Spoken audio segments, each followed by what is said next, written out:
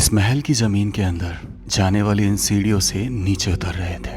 कुछ सीढ़ियां उतरी तो समझ आया कि सीढ़ियां और नीचे जा रही हैं और फिर और नीचे।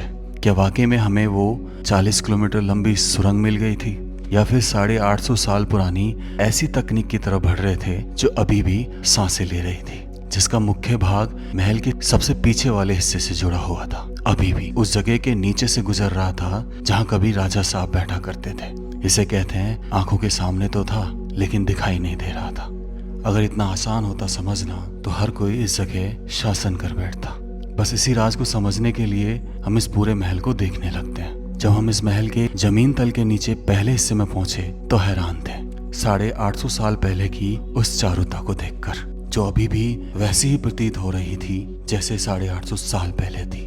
क्या हुआ फिर? कहाँ गया यहाँ का साम्राज्य?